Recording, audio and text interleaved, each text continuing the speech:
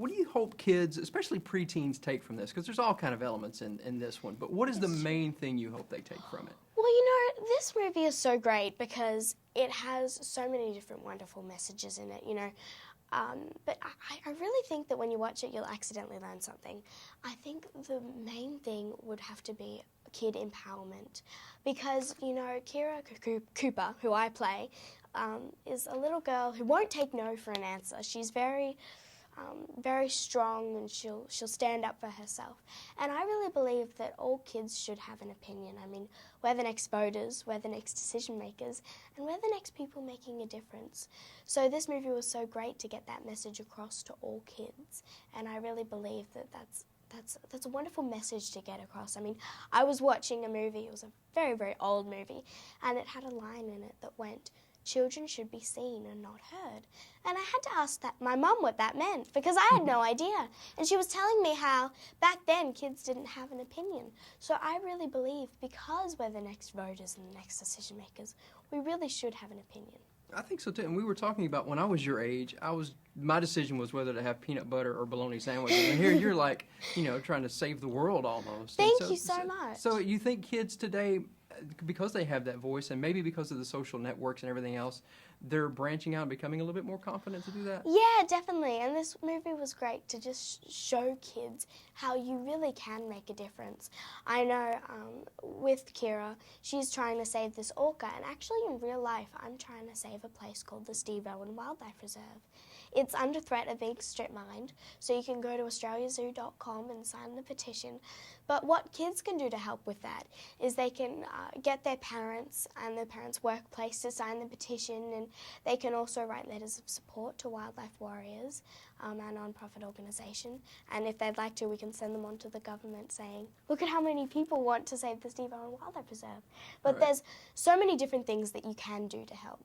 Yeah, and that was interesting too about this movie too, because you use a lot of computer and CGI. They didn't actually use like animals in captivity, which obviously was very important because that kind of is the basis behind the whole point of the movie. Sort of. Yeah, well, we don't mean to wreck the movie magic, but we couldn't exactly get a baby orca to lick an ice cream and do some of the things that Willy did, but we don't want to wreck the magic for anyone. But it was a lot of fun because we did get to work with some other real animals, like some beautiful but feisty lion cubs.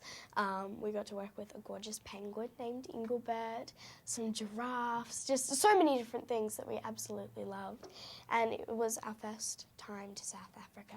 So we just had so much fun. I mean, my dad had been there before filming documentaries, but the places that he went to, there was a high malaria risk, and then also there was a bit of political unrest. So it was our first time, and we just loved it. While we were filming the movie, Robert got to see Africa, and he loved it. He went with some friends of ours, and there was no chameleon unwrangled by Robert. He just wrangled all the chameleons because they're his favourite animals, so he had a great time. And he actually had a part in the movie as well. He had a small part, sword fighting bow, so that was fun. Very cool. Now, this is your first full-length movie. Now, are you addicted now? Or are you ready to get back to television? Or you want to do some more films? I want to do a bit of both. I did Bindi the Jungle Girl, and then I did Free Willy, and I'd love to do some more documentary filming and some more shows, and then if movie opportunity comes up again, I'd love to do another one.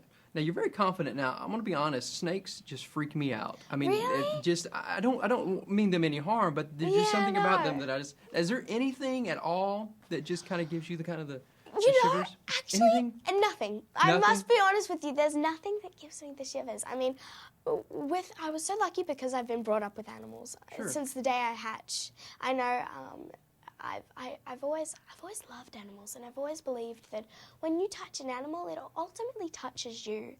And a lot of people will think about wildlife conservation, and they'll think about, how it's all about woodland creatures and things like that, but ultimately it's about us.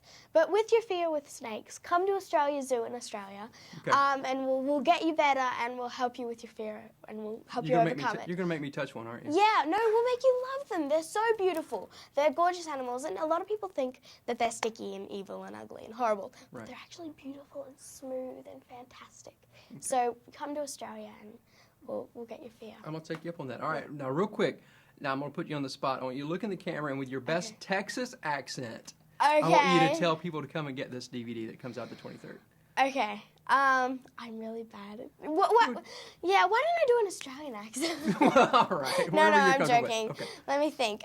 So what would you like me to say? Just tell them to get the DVD. Just remind them that the DVD comes out and they should get it. Okay. Okay, y'all, come and get Free Willy Escape from Pirates Cove, coming out March 23rd. Woohoo! That was awesome. Cool. Thank High you. five. Thank you very much. Cool. Thanks for your time. Thank It was you. awesome.